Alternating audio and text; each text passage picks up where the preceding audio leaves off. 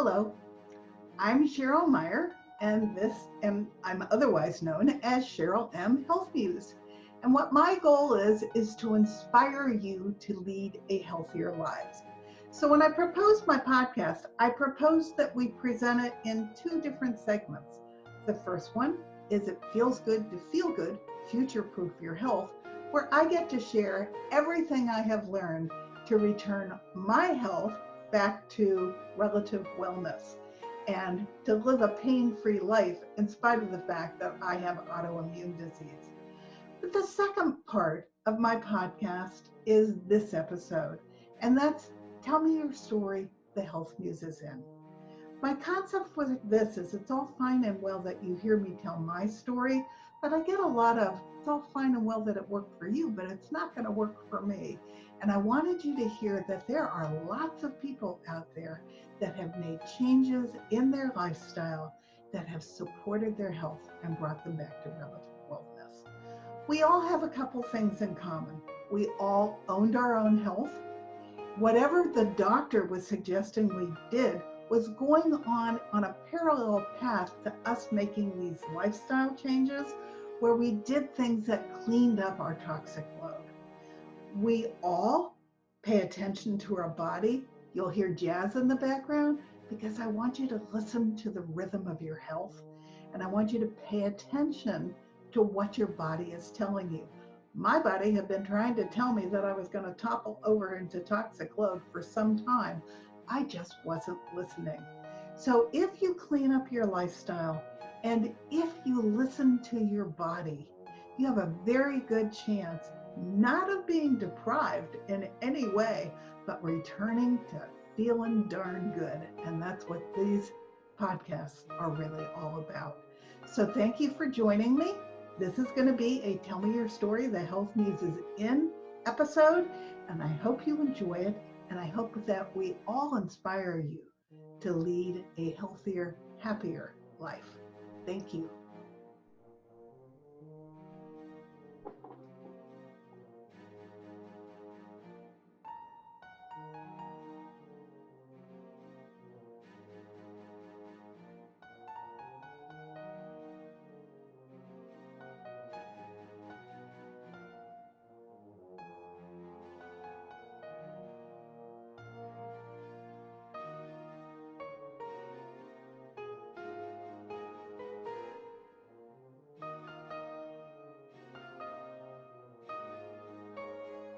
I was born with a crooked smile and slightly paralyzed on the right side of my body because my father beat the shit out of my mother when she was pregnant carrying me. And so, I mean, I've been legally, I'm always been blind in this eye, but I could see colors and shapes, and I wouldn't fall down a stairway or whatever. But like the big E on the chart, I know it's a big E. It looks like a blurry B or an 8 or whatever. But legally, I've always been blind in that eye. I wear glasses mainly to protect my good eye. And, it had a lot of effects on me when I was little, being called retarded and couldn't smile. When I was a little boy that wouldn't laugh. Or, I'd always hide my face, when I'd laugh or whatever. And, that affected me a lot because I knew I wasn't, and even some adults would call me retarded. And I wasn't, that caused a lot of pain very young in my life. It was confusing for me because I come from a very broken family, and when I was 4 years old, my father had me kidnapped and tore away from my siblings and shipped out to Washington State to be raised all alone on a farm out there, worked like a slave. With him? With sure-tell relatives,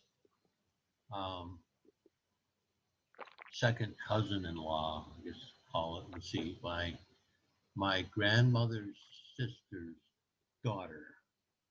So kind of a sure-tell relative by these supposedly great Christian people who would farmers away from all the crime here in Chicago, and well, I don't live in Chicago, but nearby.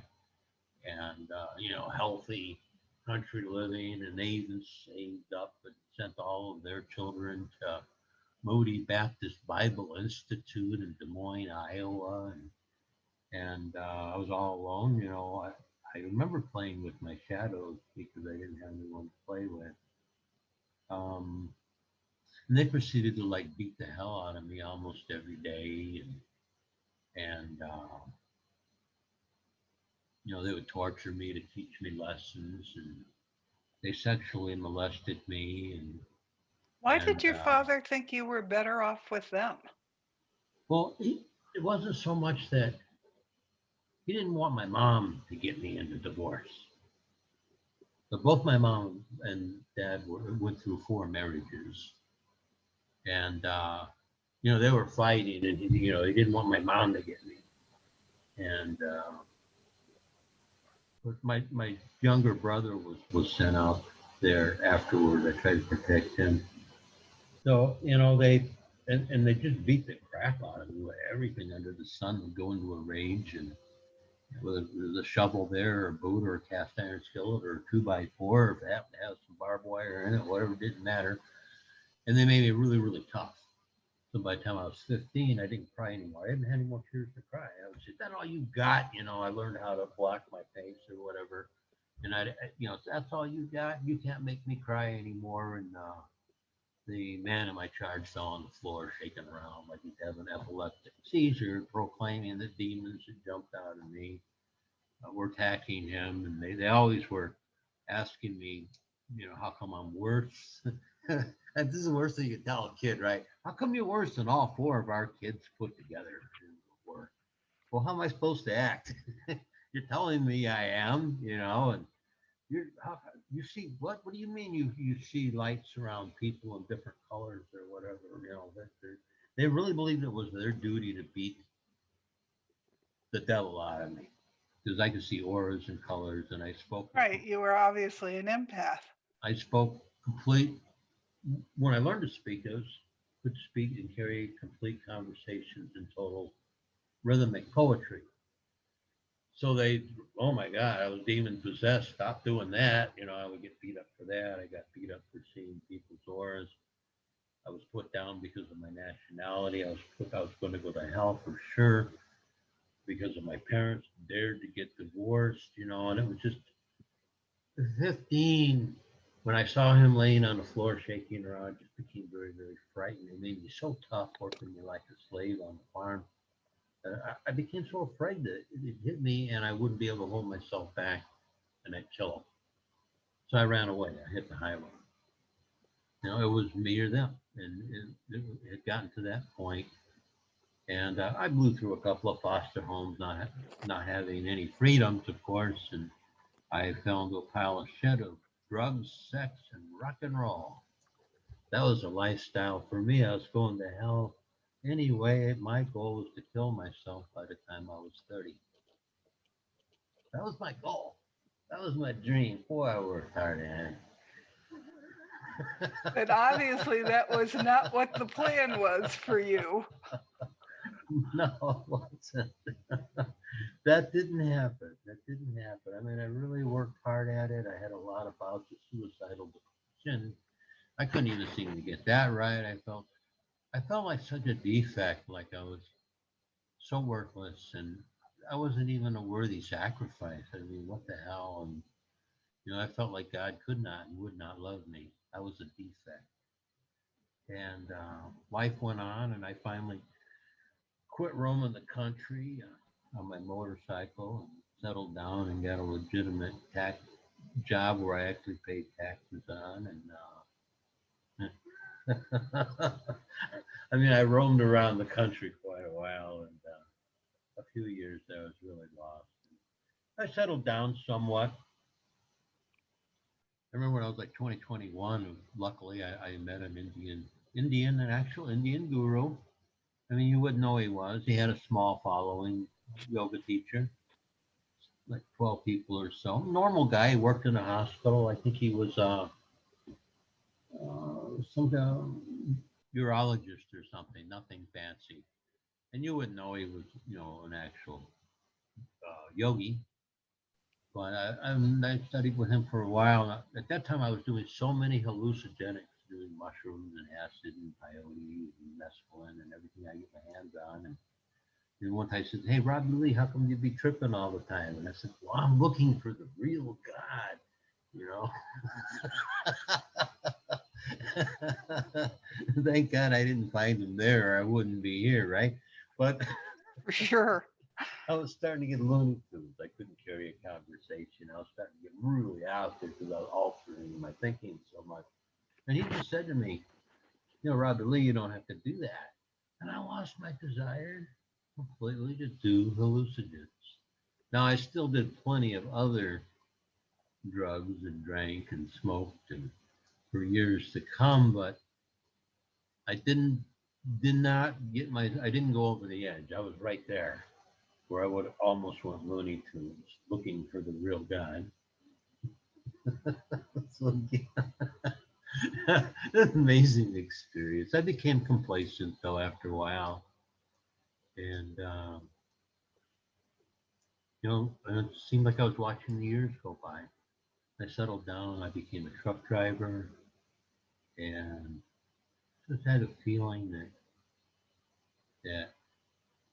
and I still drank a lot. I mean, I drink every night and do my job, and I didn't realize I was self-medicating actually for years. And as I watched the years go by, my father died, and he'd become a millionaire, and he had several wives, and he got out of giving them anything. He screwed them all out of everything, and he stepped on a lot of people, and he got mad at me and my little brother, and he cut us completely out of the will. And I told my little brother not to count on anything from him. It was his money. If he spent it, I hope he spends it all, but he did. And I watched him slowly go through. Uh, he became insane, and he died like within a year or so after that. He had a motorcycle accident, and then he got hooked into painkillers. I had no idea he was getting a grocery bag full every month. He told me he was on painkillers. I figured a couple of bottles. I didn't know he was getting patches and everything, enough to fill a big brown paper sack every month. But he actually went insane and died, and it was kind of a wake up, a little bit of a wake up call for me. I was wondering, like, what's it all about? Why am I here? And that feeling that, wouldn't it be, wouldn't it feel so great if I could help other people? I had a feeling if I could just help other people a little bit. And I think that then shortly after that, my father died. I had gotten into that where I wanted to help other people. Then my baby brother died, and I had originally gotten into kind of the tail end of the collapse of the real estate market, but there was still money to be had where you could buy houses for pennies on the dollar from so many foreclosures, especially in large cities like Chicago here. And the idea of that was become a millionaire and then show other people how they could do the same thing and become a millionaire. And it was all nothing about money, and that was how, help other people out by showing them how to become a millionaire too. And I didn't have any, and I'm still somewhat tech challenged. I'm still learning, a lot better than I used to be, that's for sure. But you needed to use a computer to contact thousands and thousands of records to go through for that, and it was too hard and didn't really resonate with me just being entirely pretty much about money. And I gave up on that dream. I gave up on that dream, and then like within 6 months from then, I lost my hearing. I lost my hearing.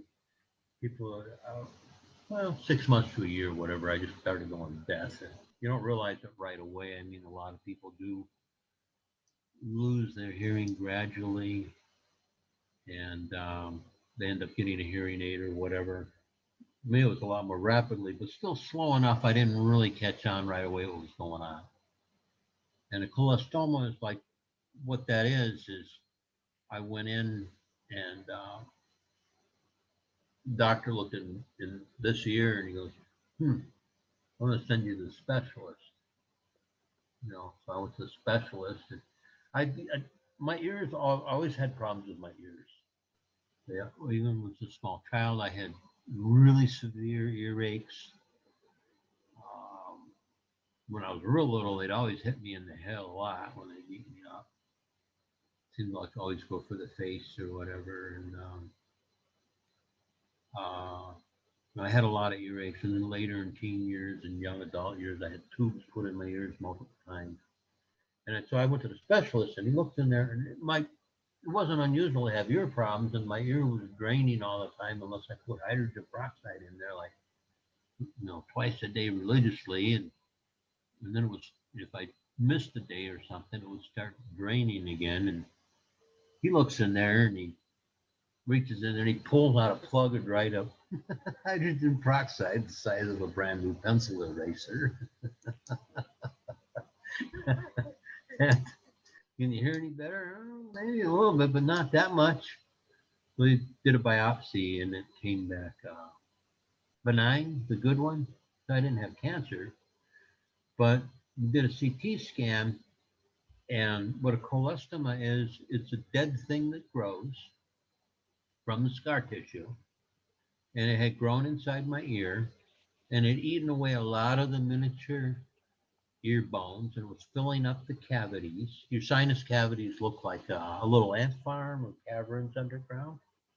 And it had, it was filling up all the cavities in there and it was eating through the last bone wall connecting to my brain.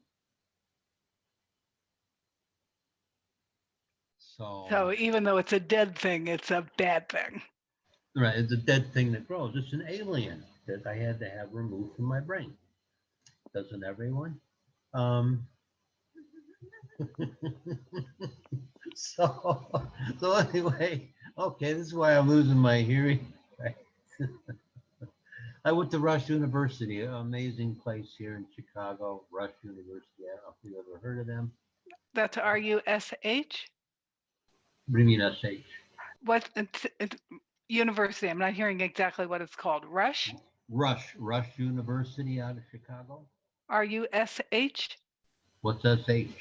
I'm spelling it. Spell it for me. RUSH. Okay, that's what I was saying. Rush University. And amazing place. It's a university, and you have a lot of younger people coming through.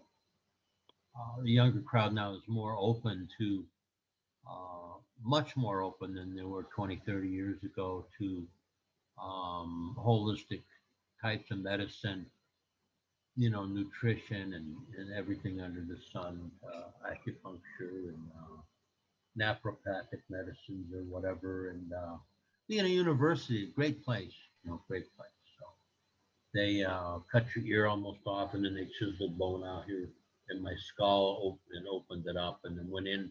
They used to use chisels for all the little drills and they cleaned it all out, all of the cholestoma growth, cleaned out all the little cavities. And then where it was eating through to my brain there, they slapped some bone bondo or something on there and and then sewed my ear back on.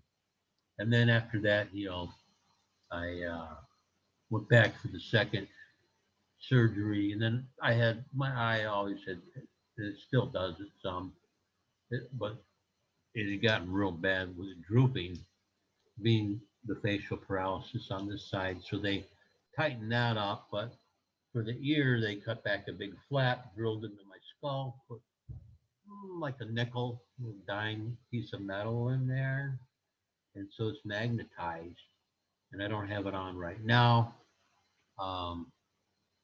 I wear it like when I go on trips. I'm going to be, especially in crowds of people. I to break it, so I can hear what different people are saying. You and I, no problem for the most part, but it works off vibration. It's a Baja cochlear hearing system, and you may have heard of them. They put them on babies that got no ears or whatever, and then the first time they can hear their mother's voice. but it works off the 7 bones that make up your skull, and it works off vibration. It goes behind the ear here Yeah, on the I skull. actually, one of my godchildren married a PhD in audiology. Oh, okay. So I know a little bit about it because she can hear now because of a instrument that vibrates. Right, right. Yeah, it makes such a big difference. And I got to get mine looked at. It's a little bit out of whack right now, and it's giving me feedback.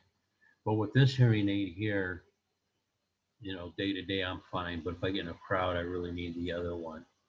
Well, another feature about it too that I liked is that with technology is that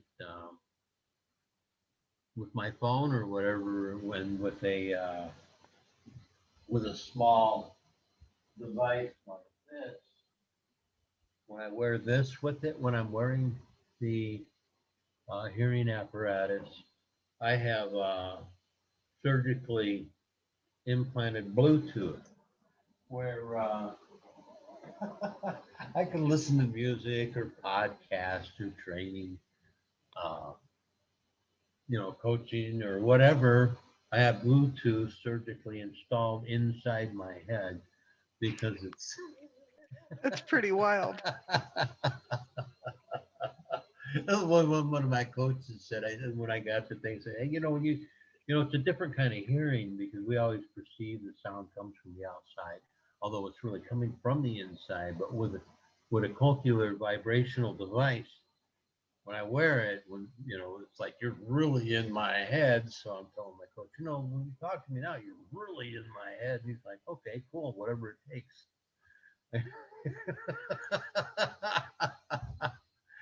But so anyway, like I say, I wanted to help people. I gave up on that dream. My health collapsed. I got pruned because I wasn't being fruitful.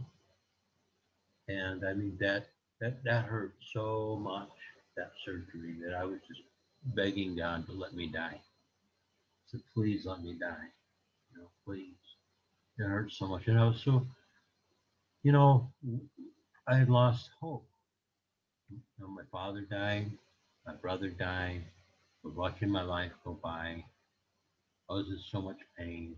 I didn't want to be a burden to people the way things looked like they were going. And that's what it really took to quiet down the noise, all the noise out here, right? I mean, for years, I was into drugs, sex, rock and roll, music. I was always the guy that played the music so loud that everybody could hear it. The whole neighborhood got to enjoy my music, right? But, you know, I finally quieted down the noise so that I could listen to the little voice inside that had always been trying to be my guy. And I could clearly hear what had been trying to tell me for all those years. Robbie Lee, there's a reason why you survived. And so many others you've known that have lived your lifestyle are no longer alive. And that was kind of my awakening. That was my awakening. Quieting down the noise, listening to the voice inside of me. Because that was a big thing that I was starting to notice as the years went by, that people that I knew, there's fewer and fewer and fewer and fewer people. They're no longer here. But I'm still here. And so, what did you do with this new knowledge? Well, I decided that, number one, that it's okay to ask for help. In our society, and a lot of people claim it's not so, but it still is. And especially, I think, for men. Men aren't supposed to be emotional. Women, they can get all emotional and freak out. That's okay. We expect that of them, you know. Or men do anyway, right? But men, we're supposed to be a hunter, the provider, right? That lone wolf, or that rock, that rock, that lone wolf survivor kind of idea. And if you were to ask for help, and men being so competitive, I mean, men make war. Come on. And you ask for help, and probably the other wolves of the pack would surely devour him.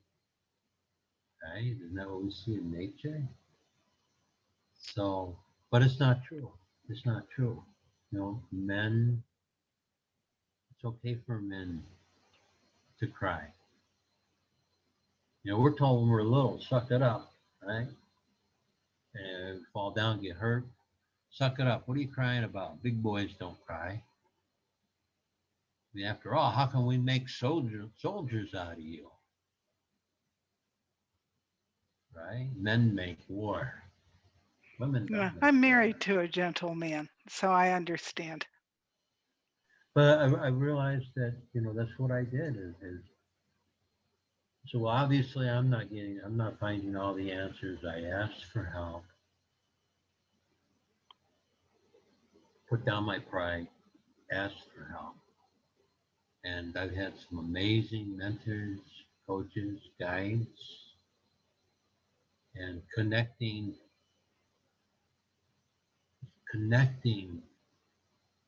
to the spiritual side, connecting to those emotions, and awakening, to who I really am. Have you developed your empathetic self? Because obviously you were from a small child. I Yeah, I've made amazing steps with that too. Um, it's almost like living in a dream. It really is. One of the things that I really enjoy that I heard it and I wanted to learn, so I learned it through Michael Bernard Beckwith. So have you become like a spiritual leader? I've been called a spiritual healer. Okay. So that is are you familiar with Michael Bernard Beckwith? No. Well, Michael Bernard Beckwith, fascinating gentleman. He started Agape Ministries. I think agape in Greek or something means like unconditional love. Agape Ministries, Michael Bernard Beckwith. And he's been on Oprah a couple of times, but he was in the first video, The Secret. He's the black gentleman with the real long dreadlocks that's on that movie. Do you remember the movie, The Secret? Did you ever Yeah, see it? I did Okay. see it. Yeah, he's the black minister on there Okay. with Agape Ministries. And he does the quantum healing prayer, or he teaches it, and it's also known as affirmative prayer, affirmative praying, or quantum. I like quantum. I just like quantum healing prayer. It sounds cooler. So that I use affirmative praying with clients. It helps to disintegrate resistance, and I'm seeing more and more that there really isn't anything that's broken that needs fixing. We really don't need to heal anything. It's about letting go and stop resisting and letting it flow through us instead of getting hung up in us. So we don't need fixing. We're not broken. We don't need healing. We're not sick. I'm seeing more and more of that. And it's just being able to connect and express and letting go and letting things flow through us. Because life was never happening to us, it was always happening for and through us. And that's where life can happen. So I resonate with you. But And then something I picked up recently that I'm having a lot of fun with. I don't know if you're familiar, but I was with a group over last summer, fall, spring, I guess. Oh, I was so connected with them. I mean, 2 Fridays ago, I got to share with the group leader, Joy Alchemy, and I remembered my light language. I love speaking and singing in light language, or drawing or writing in light language. Are you familiar with light language? I am not familiar with light language. And this is a lot of fun.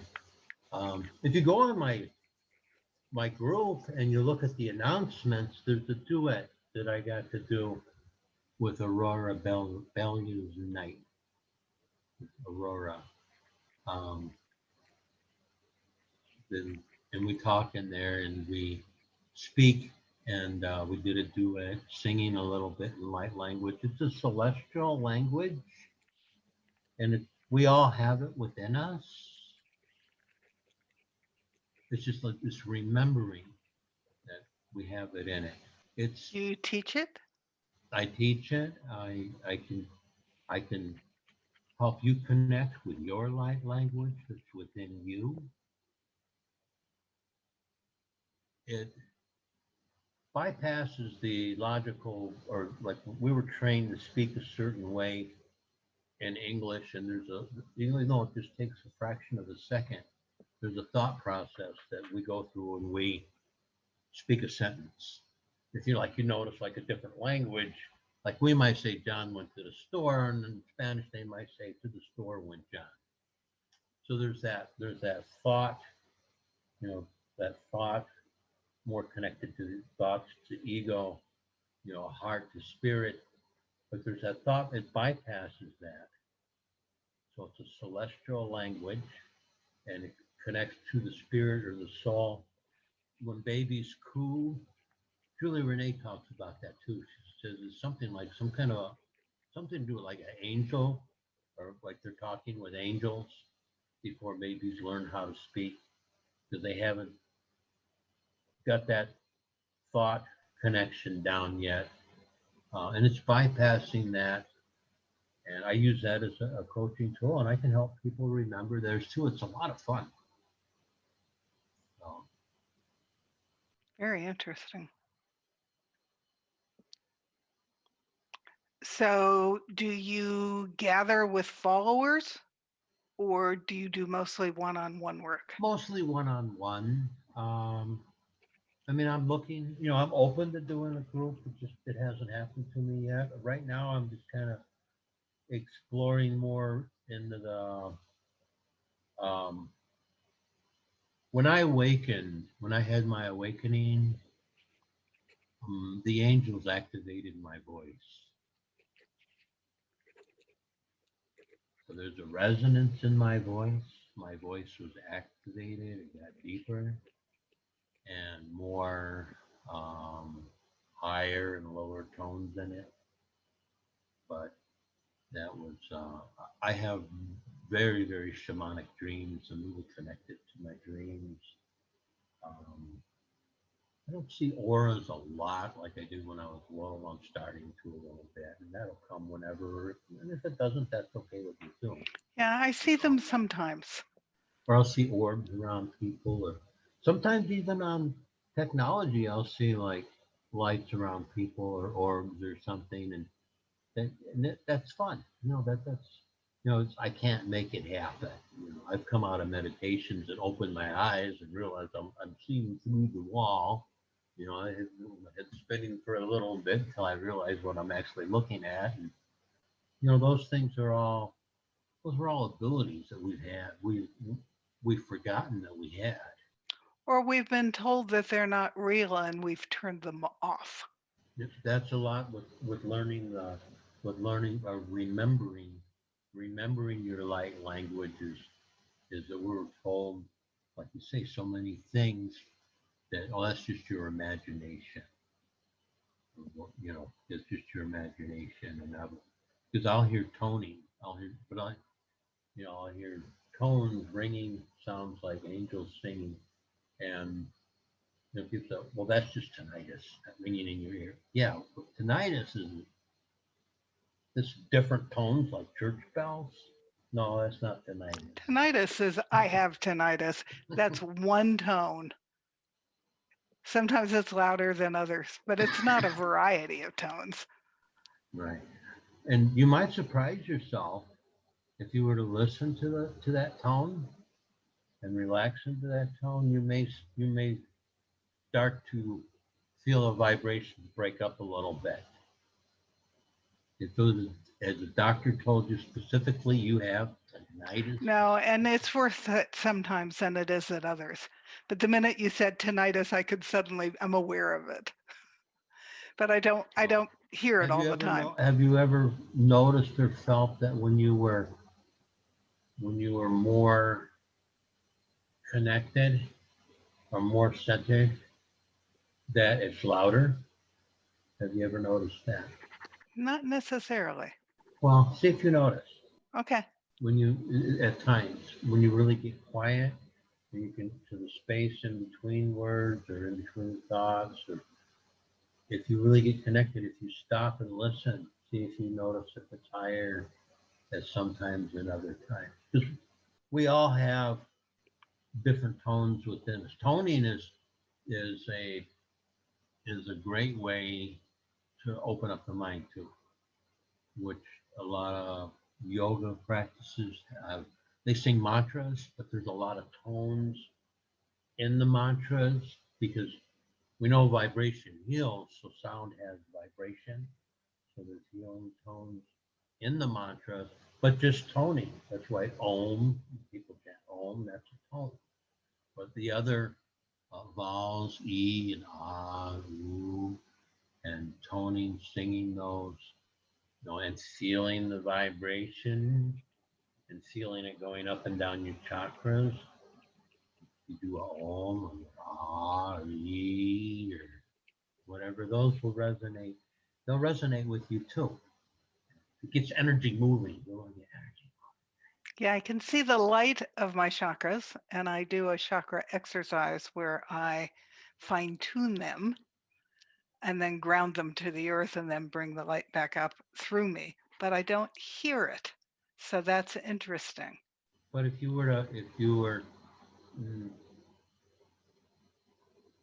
if you're open to it and you start listening for it, you might be surprised at what comes back for you. If you have that openness, you listen for it.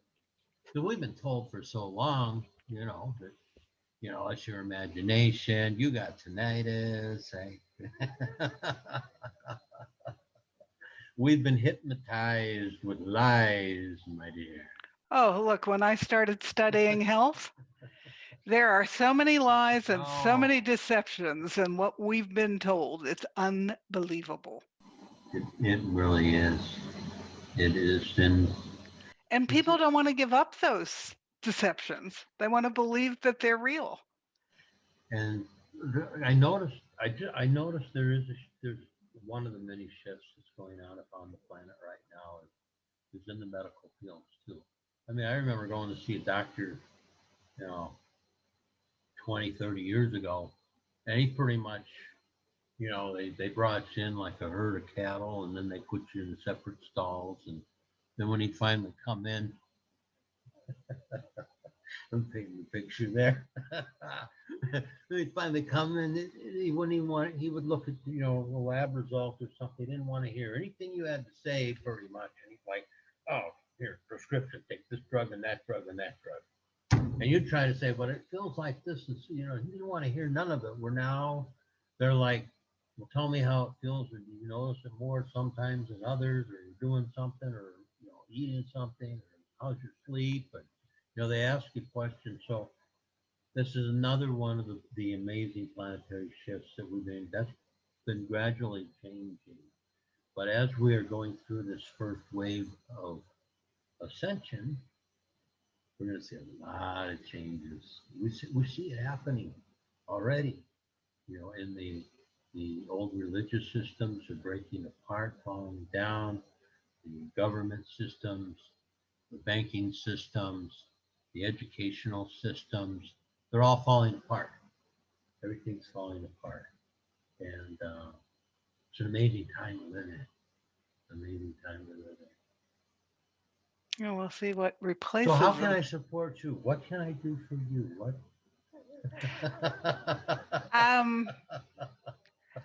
If you had a message for my listeners, what would it be? You've had an interesting background, probably different from most of the people who are going to listen to this, but you have gained a lot of wisdom from your background. Oh my God, I had so many, crazy life. We used to joke about my angels. Oh, that incident where when the man in my charge, he fell down and he was shaking around, claiming the demons were attacking.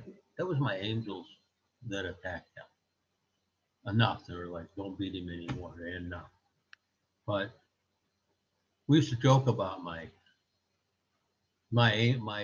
guardian angel needing to have, and not knowing that we all have two angels anyway, but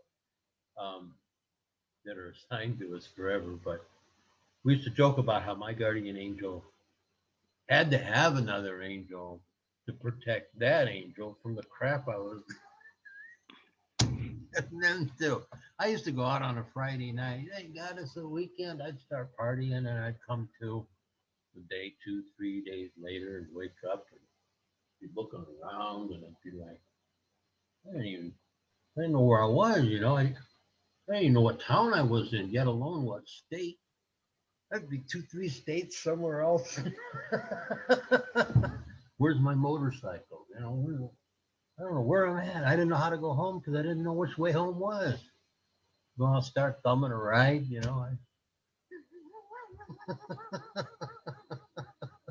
That's crazy. So I know a little bit about crazy. So, of all of But your all of it, experiences, what what would be would you my want message? somebody to, what would be your message? It's the biggest message that I would have after going through the experiences that I've been through is that,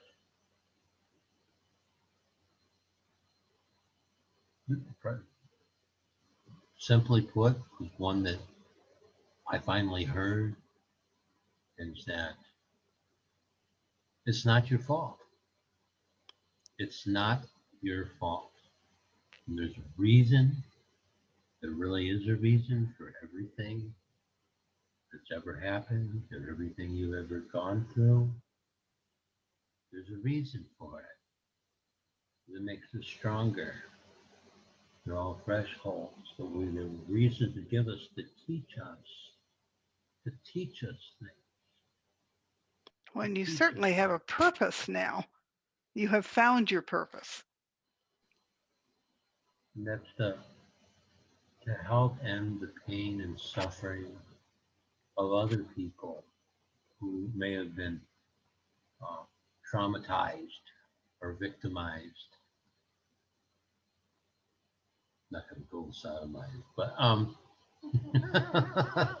but that's a good message because there is a lot of abuse out there. And right. it would be good for children to know that it's not their fault. That's the main thing is it's not your fault.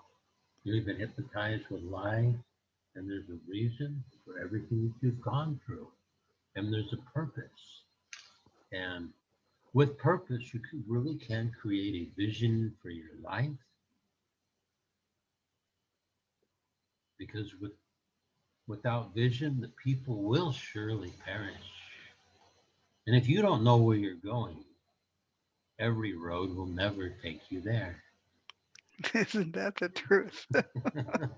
And unfortunately, a lot of people's large screen TVs are bigger than the vision of their life.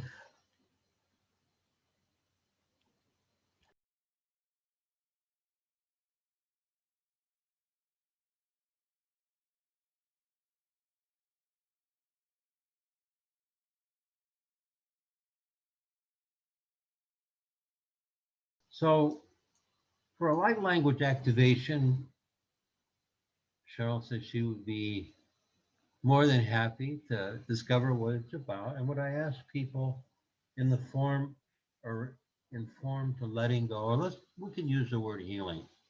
And first thing that comes to your mind, if you would share with me, Cheryl,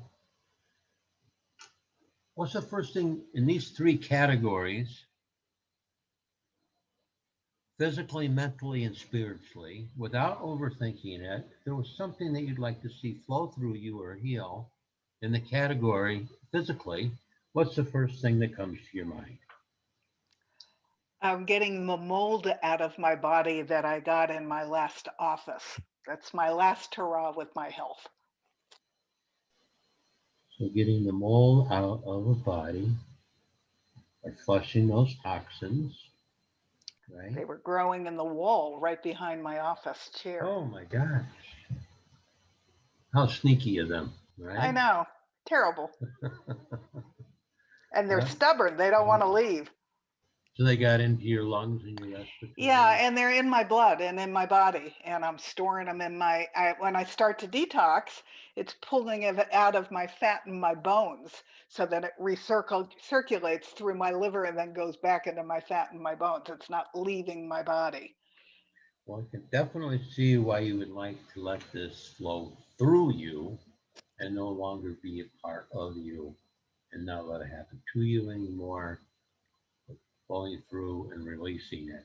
So what's the first thing? Let's go to the next one. The first thing when I mentioned um, mentally, what comes to mind that you'd like to see healed or let go of, release of mentally? Um, Good question. I'm really happy in my life right now, so what would I want to let go of? Um, I don't know. It's a physical thing, so I'm going to skip mental for a second. I've been sharing a lot of health information with people for free. It's time now that I start to get paid for some of the work that I'm doing. So I would love to attract more clients that are paying clients. I've had very good success with the paying clients I've had, but I'd like more of them. Okay, don't put that down. So releasing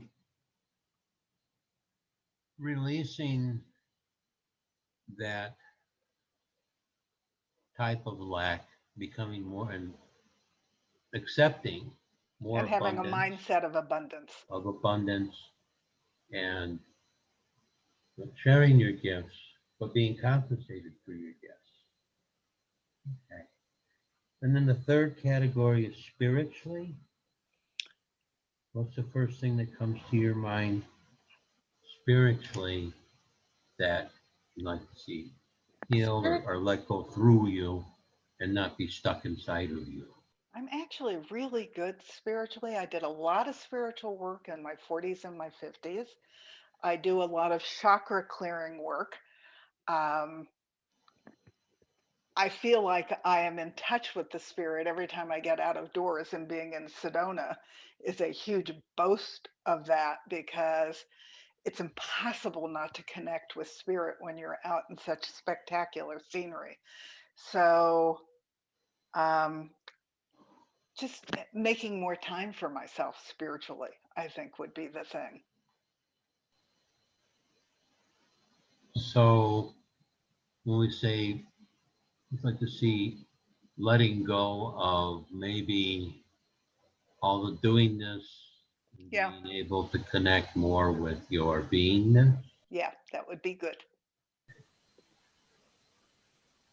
connecting more to And I'm an being. A personality, so I am doing all the time. So taking time to stop and pause and then relate is something that I actually have to plan and think about.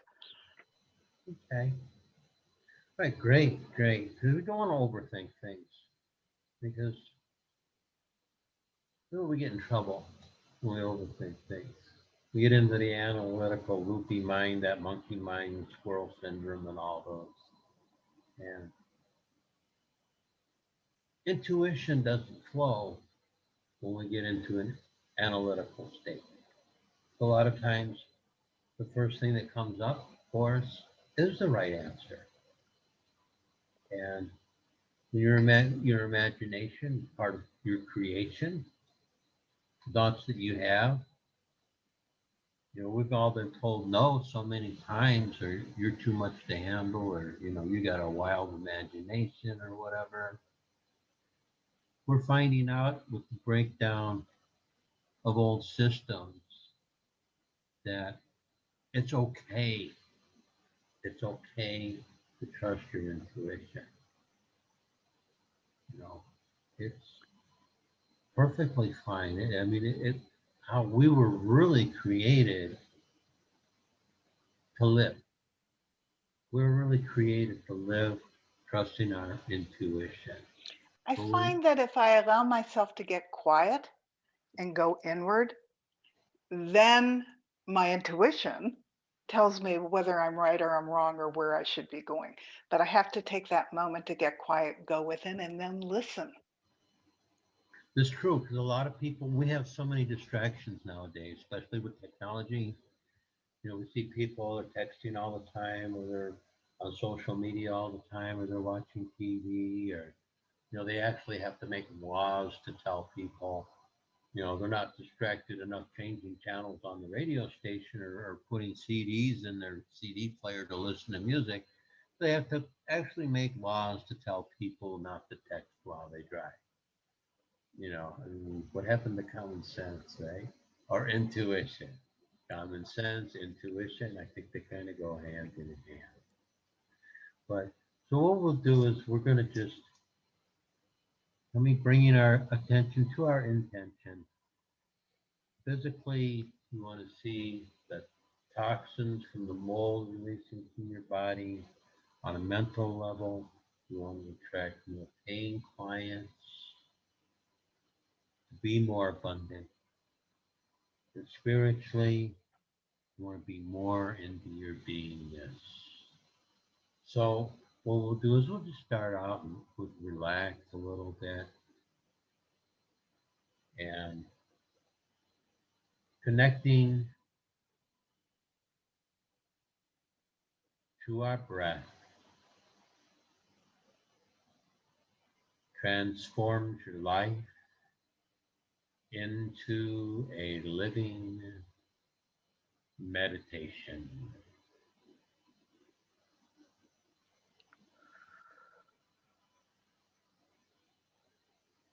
Take some deep,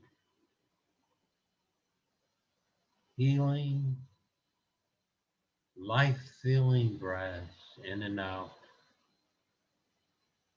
relaxing the body, and then just dropping down, down, down,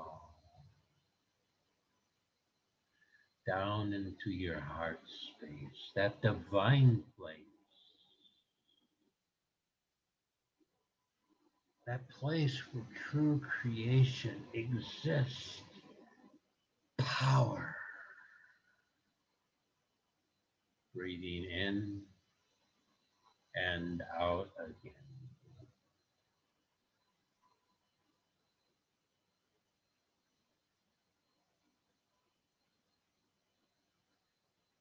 Letting go of any concerns of the future, for it's only a fantasy, and letting go of all residue from the past. That's only history, so that we can be completely in the here and now. Breathing in and out again.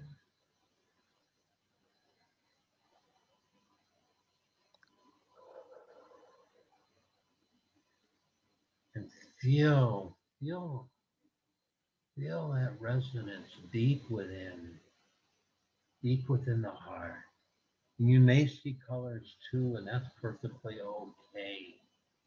And it's a fun thing to do.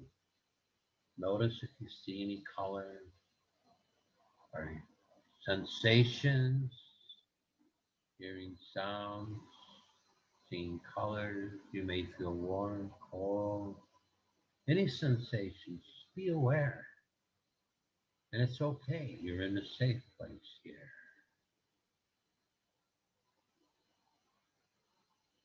Breathing in and out again.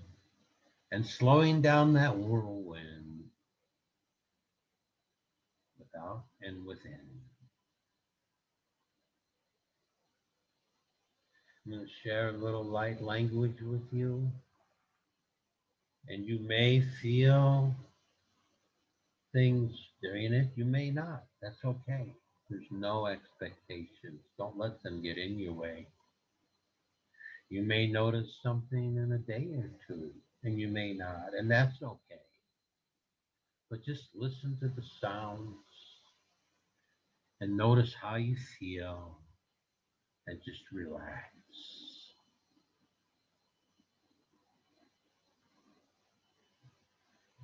Connecting to the intentions, flushing the mold toxins, becoming more abundant with paying clients, and just connecting with your beingness.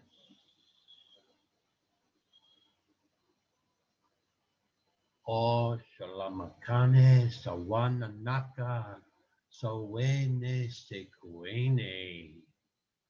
O Somakania Sakanese Anta Quante Mesine Ane.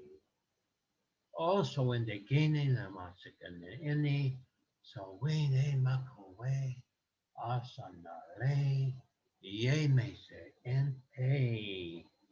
Magnificente Matuso Juananete Lamakia Ana Hamane Krishna Govinda De Mudare Anarana Rayaniva Sudevwane Sealoania Manakana Wanania Sakuriente Seni Uso Woso Juana Whoosh whoosh.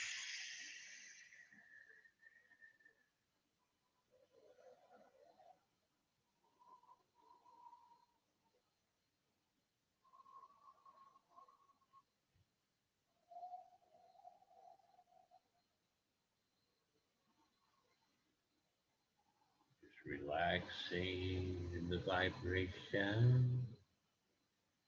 O Soloniamane, O Shopaname Ane, La Samakania, Quana Manafia, Quante, Chonekea, Aneawe, Ani, Ane, Chopante. Fuente para sea mía noa Joana Shatina mana kanitsa kuwente misi wene Wini amo shopan ama kati also wana lana kana ete isa wana ina also way was most way they are away.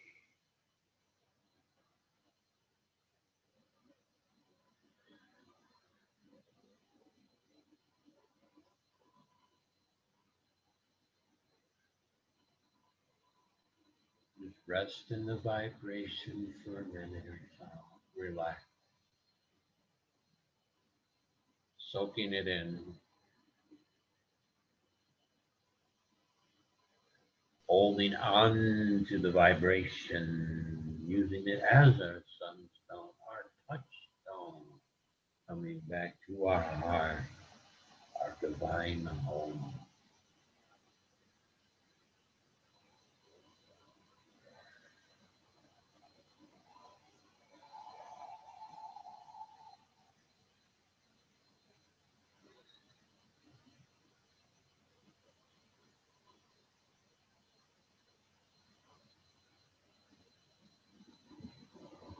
And when you're ready, you gently come back into the room. It was very peaceful. And then while you're still thinking about it, you can jot down anything that you felt or anything you've seen or any sensations. Take a minute and jot down. Go ahead. Jot down anything you felt, heard, any sensations, how it made you feel.